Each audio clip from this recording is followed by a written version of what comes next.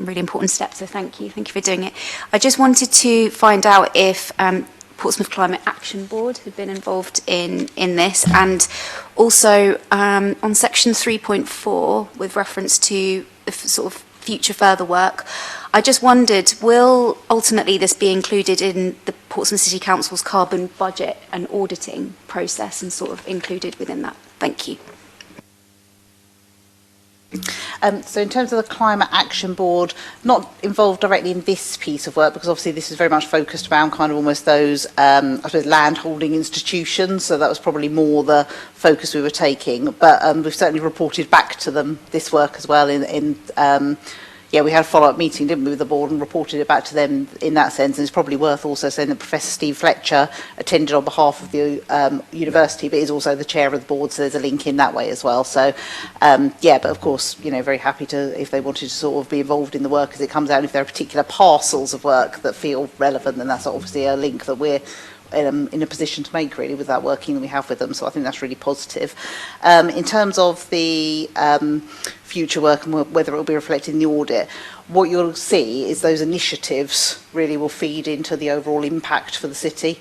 So I think some of them will be obviously very quantifiable in terms of if it's an energy consumption project, so we'll clearly be able to measure what the impact of that potentially would be. But actually, in terms of that mobilisation of sort of the workforce doing things differently or what have you, I think you just generally see that feeding into the impact for Portsmouth as a whole. So where there's a clear measurable element that we'll certainly see to capture that, but actually some of this will be behaviour change stuff that will feed into that impact over a period of, you know, years potentially. But yeah, we would hope that anything we do would see a positive impact, so that would be captured somewhere. Any other questions or comments at all for anyone? No? Oh, no, that's perfect. Thank you so much for that, Kelly. We'll release you, so thank you. So after that, we'll move on to number 4. So I'll pass straight back to Andrew with the low case bits. Thank you. Thank you, Chair. Low case is the low carbon across the southeast. It's acronym for it. It provides business support to SMEs, those organisations with fewer than 250 staff, and it provides that information in a few ways, which I'll go on to in a second. So really the paper is just to set out what the low case scheme is, the way that it's going to be employed to lower organisations' carbon emissions within Portsmouth and the wider Solent and South East region, and to talk about some of the other sort of inward investment opportunities as well. Low cases. This is an iteration of low case which comes off the back of an existing scheme which is funded through European Regional Development Funding, and it's been run by Kent County Council for a number of years. This latest iteration of this has been slightly held up by the pandemic and various other factors, but we're now in a position where we're starting to talk about this much more widely with SMEs in the area. The previous scheme under Kent County Council was purely for East Sussex, Essex, and Kent. And I think that was the entire geography.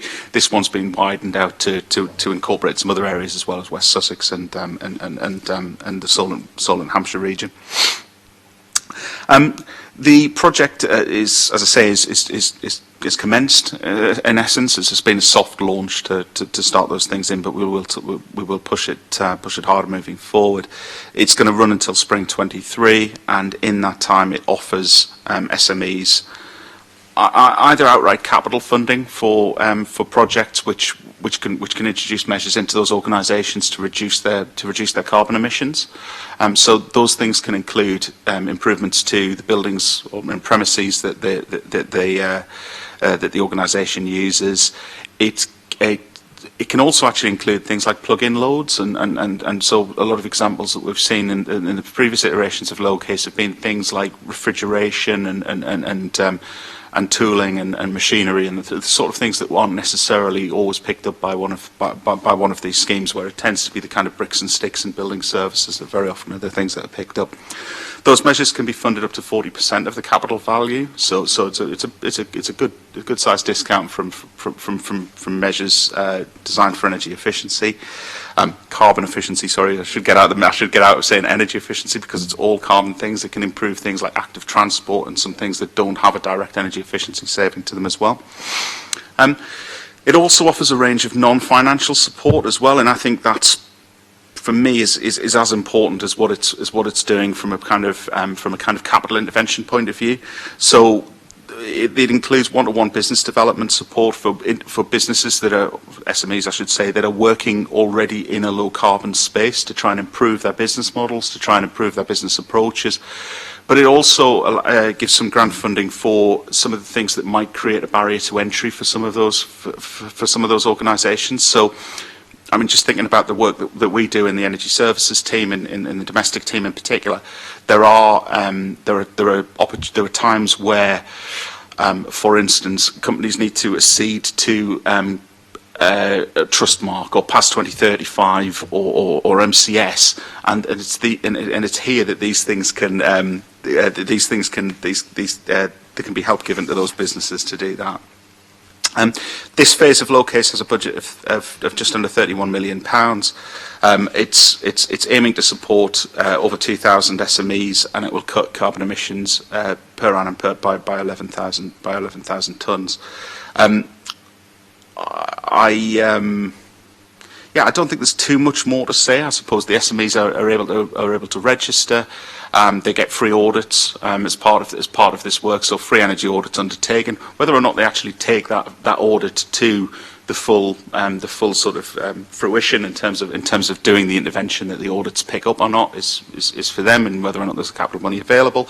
But fundamentally, it allows for a lot of audit and data taken to be made, if not even the intervention itself. As I say, over the course of the next month or so, we'll be launching on Twitter, on platforms like Twitter and Facebook. We're going to develop a dedicated website for this, akin to the Switched On website that we have for the domestic.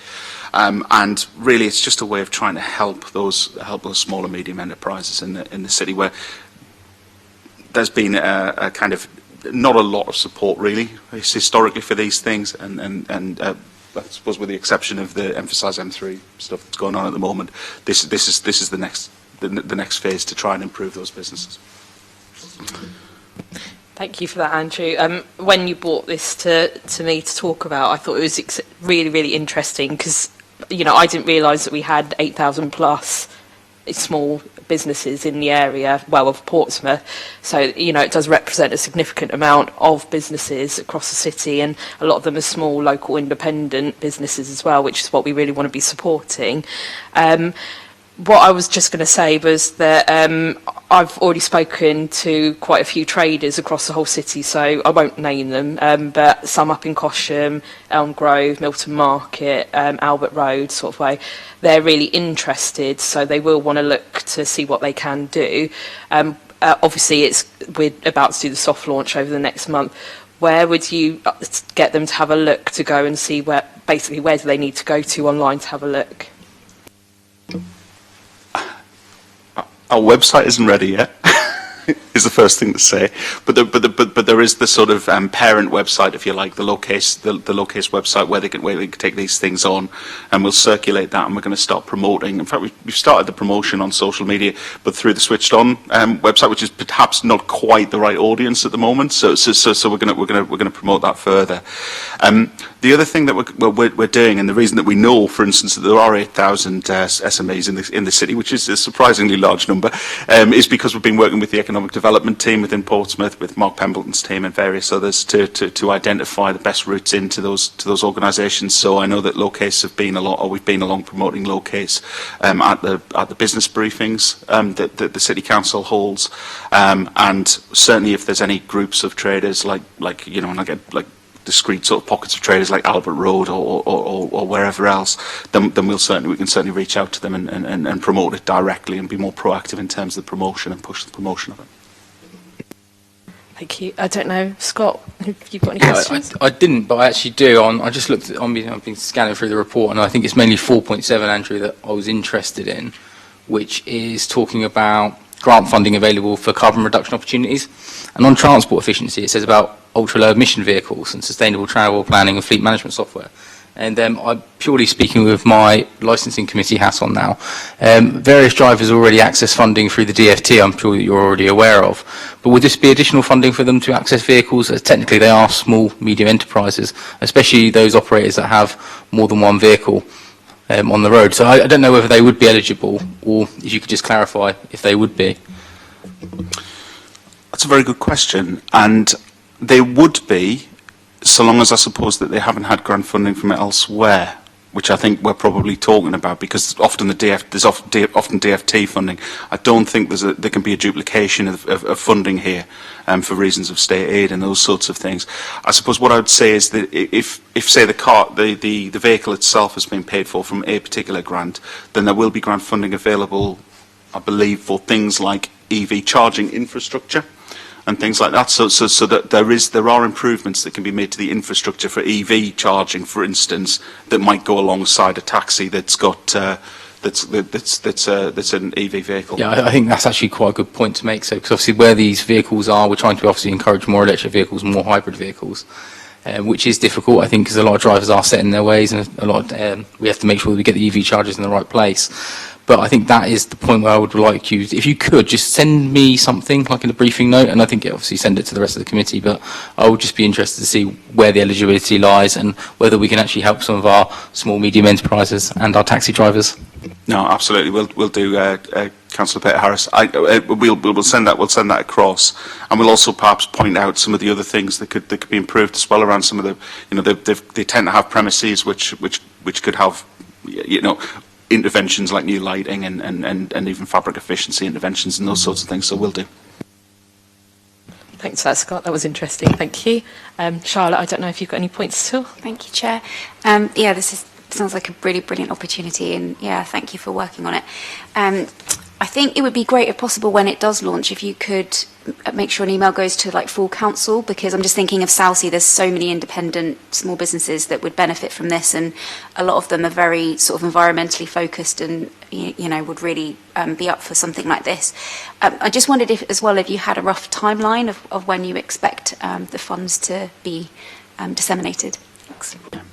The project's live, essentially, so we can take applications today. We've really been soft launching it because we want to see that the back end function works. We don't want to be building up a demand that then can't be serviced. But fundamentally, we've been doing that for the last few weeks and months or so to pull a few people into it. But we have, as I say, we haven't pushed in a big way yet. Honestly, we could do that. We could do that tomorrow. As the paper sort of sets out, it's really Kent County Council who are doing a lot of the heavy lifting here. We've benefited from this by throwing our hat in the ring and offering to do the marketing of it, the promotion of it, and those sorts of things in this area. But yeah, we can push it out immediately. And certainly the full council and well, basically to anyone else who'll listen. But yeah, and I suppose we have the other thing that we have in Portsmouth, which is sort of testament to the work that the economic development team does, is they have very, very good data about who the SMEs are, who they're managed by, and additionally people like Shaping Portsmouth who can act as that arbiter as well to get that information out. Just a follow-up question. Is there going to be, if you've got that database, is everyone going to be written to be told about this, or do you not have that much detail? We don't have that level of detail. There's no reason why we can't write to everybody. I suppose we probably just want to have a bit of a watch and brief on that. I think there are SMEs and there are SMEs. Some of the SMEs will have premises and will have assets that can be improved this way. There are others where it's one person working out of a there's micro businesses and things like that where perhaps the benefit won't necessarily be seen, and you'd be building a demand that you might create quite a lot of inquiries that don't go anywhere, essentially. So we will be a little bit more selective about that than just sending out to absolutely everybody. Any other comments from anybody at all, or no? No. Thank you very much for that, Andrew. That was really interesting. Thanks everyone for their questions and comments as well. So we will then move on back to Andrew. So something I'm quite excited about, the switched on homes. So over to you, Andrew. Thank you, Chair. Switched on Homes is to be a new software tool that we launch onto the Switched on Portsmouth website. We think the launch of that is probably going to be within the next 2 or 3 weeks, although we've had a few. We've been knocking it about over the last few weeks to decide whether or not we launch with something that isn't quite ready, or whether or not we wait and do it properly. And I think we're probably falling on the latter at the moment. So Switched on Homes is really a software tool designed to improve energy literacy within domestic homes in Portsmouth. We did an awful lot of work a couple of years ago when we were setting up the Switched on Portsmouth service in the first place, which looked at how much do people actually know about the way that energy is used in a home. And the answer that we got fairly loud and clearly from the consultation that we did was not actually that well, to the general person in the street. It's all right for like energy geeks like me who think about this day and night, and there's a good, lots of normal people, in inverted commas, never think about this. So what we've done over the course of the last couple of years with the Switched on Portsmouth service generally, but also off the back of the home energy support service paper that we brought at the beginning of last year, is we've developed more and more tools to try and help with people understand how energy is used, and that's included a lot of video content, a lot of written content on the Switched on Portsmouth website. We've also launched the Switched on Solar tool, which looks purely at the solar capacity of roofs to take PV panels, and the help that those panels can give in terms of carbon emission savings, energy efficiency savings, what the likely capital cost is, and those sorts of things. Switched on Homes is the next step from that. Switched on Solar just looked at the solar potential. Switched on Homes uses energy performance certificate data or inferred energy performance certificate data, and then it gives you a rating for your home and tells you about the interventions that you can make in your home to make it more energy efficient. Now, there are limitations in terms of energy performance certification and the way that software works under the standard assessment procedure, which effectively promotes interventions in properties which are purely financial, or it certainly prioritises the interventions which make a financial intervention. What we've done with this tool is we've looked at those financial interventions, but we've also looked at carbon interventions as well. So we've taken recommendations that would ordinarily never show up in an EPC, and we've included those in the software, so that's been modelled into the software. So the idea is that a resident who has a passing interest in the energy efficiency of their property, and at the moment energy bills are going through the roof, or about to increase 54% at the start of next month, we'll go onto this tool, punch that postcode into the tool, pick an address, look at their EPC data if EPC data exists. If not, an EPC data will be inferred from modelled information, and then it will take that the EPC data and say these are the recommendations made in the EPC, but these are some other recommendations that we know from modelling this property that you could install. And the things that are above and beyond what an EPC would recommend tend to be things like solid wall insulation, air source heat pumps, and solar. The benefit of that is that we actually have a number of schemes running at the moment which offer free first time free solar, free air source heat pumps, and free insulation to properties up to a value of £10,000 under what we call the Warmer Homes scheme, which we've brought papers to this meeting about before.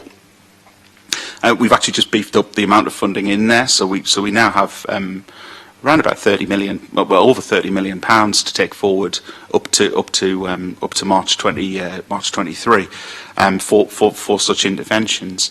And what we're hoping is that this will give people a bit more information, a bit more comfort, and a bit more confidence to actually be able to apply for the right measure the first time round when they come into our schemes. If you don't qualify for the schemes, then there are other routes you can take. We have an approved solar installer list, and we're going to beef that up and make an approved air source heat pump installer list off the back of the funding that we've just won and the boiler upgrade scheme. And there's also offers of low-cost finance and things like that as well that homeowners can take advantage of. So I suppose it works on three levels. It's to improve energy literacy more generally, so that people understand how energy is used in their homes based on the characteristics of the home. It helps people to it helps as almost a front end for us to attract people into some of the schemes that we've got running that can offer this stuff for free. And it also gives the information to a homeowner to be able to make an intervention in the home, an installation in the home, whether they have to pay for it or not, essentially. So that's, I think I've covered. It's very difficult to describe this without actually showing you. But if you'll forgive the slightly long-winded, but yeah, that's everything. Thank you so much, Andrew. I know myself and Charlotte, we've sort of seen the website. I know it's not been quite launched yet, but we've managed to see the process that you've been going through. I love the fact that you could look at it, you could decide what measures to put on and off, so you could see not only the financial savings, but the carbon savings that you've got as well, because that's equally as important. But especially with everything going on with the fuel crisis and the energy crisis in general, if we can give people the power to make their own informed decisions, what they want to do and what they can do, what they might be entitled to from us as a council, or if they're not, giving them a number of different options to look at as well. So I think that's fantastic, and I absolutely love the fact that if you didn't understand what a ground source heat pump or anything like that was, you could click on it and it takes you to a very short video so that you can understand what it means. It's not one that's going to take 15 minutes to watch, it's just a nice short one, explains what it means, and then you could go, oh yes, no, that's quite nice, or no, don't fancy that. So I thought it was really interesting, but it does give ownership back to people as well, and you can sort of really start to understand where your energy is going and how you can save that. So thank you so much, it's really interesting. So pass my thanks back to the team. I know I'll let Charlotte go first if that's all right this time. Or Charlotte, I don't know if you've got any questions or comments at all. Just to say, yeah, it's brilliant. We did have a demonstration at the briefing meeting prior to this, and yeah, it's just fantastic, and I can't wait to use it myself. Scott, I know you're dying to say something, so go ahead. Yeah, no, it's a really good report as always, Andrew. I have to be honest. I mean, I'm quite interested in the switched on service, especially from the housing perspective, and the differences that you've made. I mean, I'm just going to go through a few bits in the report which are interesting. Obviously, 4.9, it says it's currently in beta testing, and saying mid-March in the report, we are mid-March. So, I mean, is that now? So just can you clarify that for me? I just wanted to look at I'm looking at the website and I'm looking at the improved installers, which I think is important. And I think that's something that me and you have discussed quite often about basically whether we have the installers out there to be able to deliver the works that we want at the moment, especially when it comes to regards to air source heat pumps. I just think, I'm looking at low carbon heating installation, it says coming soon. I mean, where are we with our contractors on that? Are we actively looking for contractors? Because I think it's quite important that this could be coming down the line very quickly, and if we don't have the contractors in place, we could have a very, very big waiting list. I'll start with mid-March. Do you know what? Genuinely, we thought we'd be in a position right now to launch this. We have got the beta testing, and we could launch it if we really wanted to. But I think we'd create quite a lot of failure demand if we did, because I think there's just enough in there that leaves questions unanswered that you wouldn't be given a comfortable customer journey, and we're keen, particularly as we go into what we think is going to be a real crisis period from the 1st of April, that we're really keen that when we're attracting the right sorts of, we're attracting the calls through from people who really, really need the help rather than because there's an error in a website, essentially. So that's an excuse, really. There's we could launch it. I think we'll be much more comfortable around mid-April to launch this than where we are today. Just another 2 or 3 weeks on it. Okay. I think what was the other point I made? I was talking about air source heat pumps, actually. I think it's a good point. I know that the chair made about air source heat pumps. I mean, I understand obviously there is a slight funding gap between actually the purchase and getting, but it's much more than that with air source heat pumps. For example, the quality of the properties in Portsmouth, for example, you know, there has to have you have to be significantly airtight to actually install an air source heat pump, and also it's ideal with an underfloor heating system rather than a radiator system. So for example, I'm just going to say like a 600 by 600 P plus radiator, sorry if you guys don't know what that is, but I'm pretty sure Andrew does. Apologies, I'm getting into lingo that I would usually deal with at work. But yeah, so for example, that would probably have to be double, even triple the size depending on the heat pump. You know, and obviously ground source is an option because I don't think many people can dig the pits in their garden to actually put them in, which is also the problem as well. So I think I'd like to see us go down the air source route. I mean, feasibly and getting better value for money, I don't think that's going to be where we are. So, I mean, are you looking towards electric more so than air source? So what we've got funding for at the moment, so the funding that we've just won, that we just announced a couple of weeks ago, is something called Home Upgrade Grant, and that really does push on properties that are already electrically heated and moves them across to an air source solution.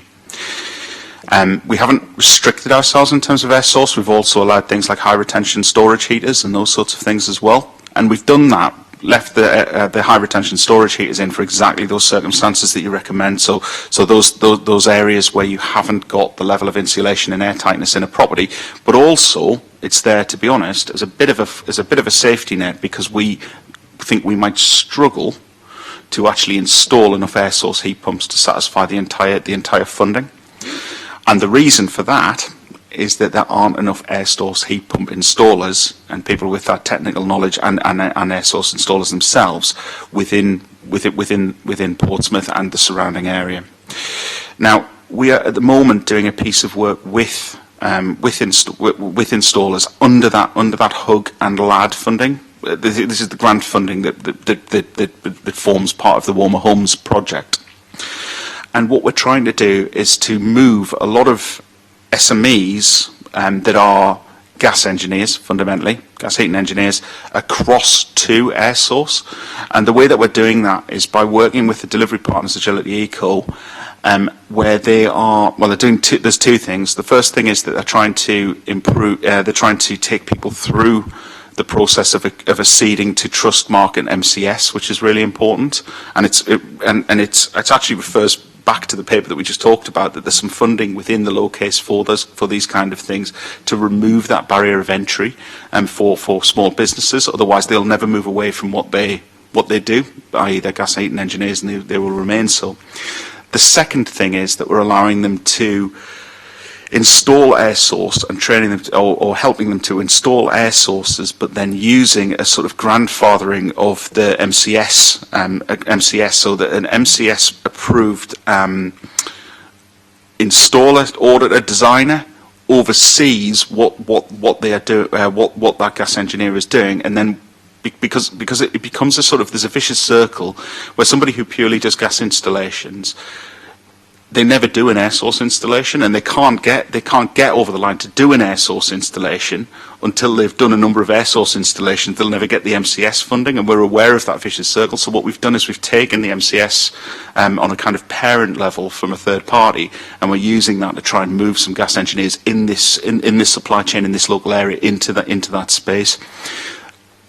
And the reason that we're doing that is not so there's a number of reasons why we're doing that. Obviously, we want more. We want to help businesses out in the local area, but from an entirely selfish point of view, the more robust the supply chain of air source heat pump installers that we have in the Portsmouth area, the more confident we can be to apply for big chunks of grant funding, like we've just done through BAYS and various other funding partners, and we'd be relatively confident that we're going to spend the money in the right way, in the right period of time.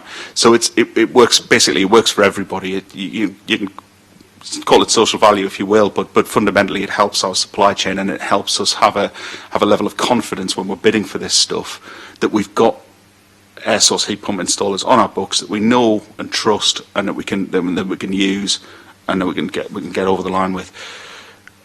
I'll probably yeah. No, I think that's a really good fair point. I can give you the details of 2 training schools locally that are training air source heat pumps and they're using government funding to do so. So I can give you that afterwards. On the idea of the pumps themselves, because obviously we have mentioned the cost of them and there is a funding gap. I think initially it might be an idea to actually set out what we're going to procure, so we can actually say this is the pumps we can get a specialist rate for them. I think it would be a good idea, and then at least we know that what we're installing are all the same effectively. We're not quite down the Tesla Powerwall route that we'd like to be, Andrew, I know that. Also as well about the affordability ratings from I think we're looking at the Wessex Community Bank.